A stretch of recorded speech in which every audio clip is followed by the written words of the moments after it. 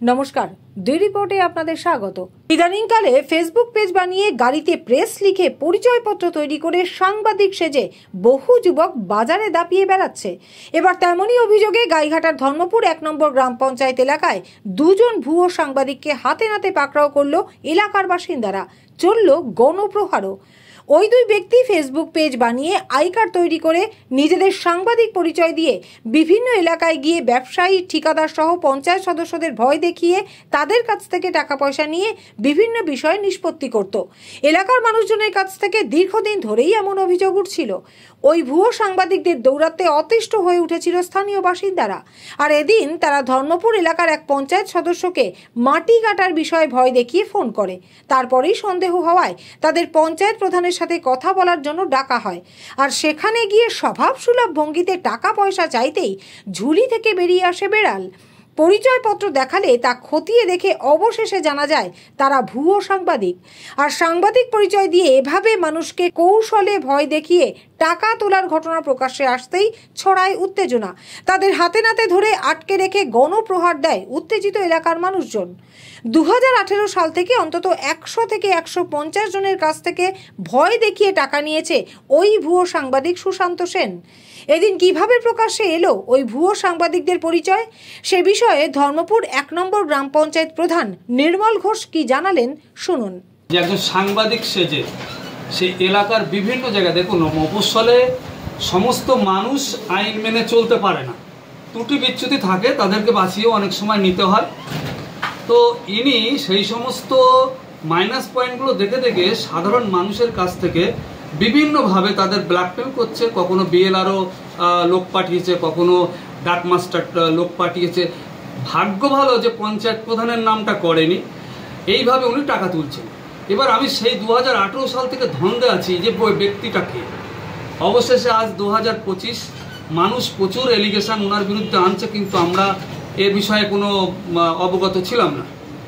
এই মতো অবস্থায় আমার এক মেম্বারকে এই টাকার বিষয়ে হুমকি দিয়েছে। উনি বুঝতে পারেন উনি জনপ্রতিনিধি, স্বাভাবিকভাবে প্রধান তো তার পাশে দাঁড়াবো। আমি সুন্দর ব্যবহার করে ওনাকে পঞ্চায়েত অফিসে ডাকি যে ঠিক আছে, আমরা কম্প্রোমাইজ করে নিচ্ছি, আপনার যা টাকা পয়সা সে দেবো।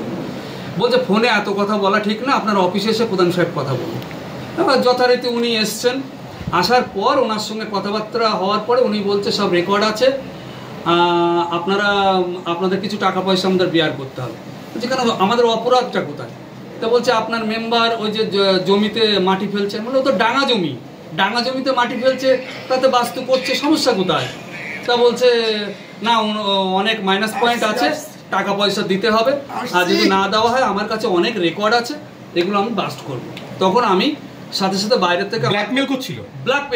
এবং ব্ল্যাকমেল আজ থেকে না, 2018 সাল থেকে আজকে আমার সামনে পড়লো। এবং এইভাবে প্রচুর টাকা তুলেছে, যার প্রমাণ এবং আমার হাতেই রয়েছে। তাদেরকেও ডেকেছিলাম। যখন এইটা জানতে পেরেছি, সাথে সাথে আমার কর্মীকে বললাম ইশারা করে যে বাইরে থেকে গেটটা টানো। গেটটা টানার পরে তখন যারা যারা টাকা এরকম দিয়েছে তাদের এক এক করে ডেকেছি। তারা এসে বলছে এই সেই ভদ্রলোক। কত লোকের কাছ থেকে টাকা নিয়েছে? আনুমানিক প্রায় 34 থেকে 35 জনের কাছ থেকে মোটা অঙ্কের।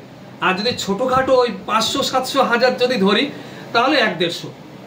নাম কি জানা গেছে তার? হ্যাঁ, ওর নাম হচ্ছে সুশান্ত। যে আই কার্ডটা দেখাচ্ছিল অ্যাকচুয়ালি তো ওটা ভুয়ো, জানতে পারলাম পরে। দাদা আদতে কি সাংবাদিক কি জানতে পারলেন অবশেষে? না, উনি সাংবাদিক নয়। দেখুন, প্রকৃত যারা সাংবাদিক তারা কিন্তু, আমি 2018 সাল থেকে আমার অভিজ্ঞতা, তারা কিন্তু প্রচণ্ড বাজে, খুব প্রচণ্ড ভালো ব্যবহার করে এবং বাজে বিহেভ শুধু এনাকেই পেলাম সাংবাদিক হিসাবে।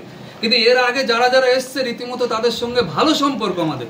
কিন্তু আমি কখনো দেখিনি কোনো সাংবাদিক পয়সা চায়। আমি অবাক হয়ে গেলাম যে ইনি টাকা চাচ্ছে কি করে, তাহলে তো সাংবাদিক হতে পারে না। পরবর্তীতে জানলাম যে উনি তো সাংবাদিকই না, ভুয়ো। অবশেষে পঞ্চায়েত প্রধানের তরফে ভুয়ো সাংবাদিক সুশান্ত সেনের কাছ থেকে এমন অপরাধ আর করবে না এই মর্মে মুচলেখা লিখিয়ে নিয়ে ছেড়ে দেওয়া হয়। শান্তনু বিশ্বাসের রিপোর্ট, দি রিপোর্ট। আরও বিভিন্ন খবরের আপডেট জানতে হলে অবশ্যই সাবস্ক্রাইব করুন দি রিপোর্ট চ্যানেলটি, কারণ আপনাদের একটা সাবস্ক্রিপশন আমাদের কাছে অত্যন্ত মূল্যবান। জয় হিন্দ।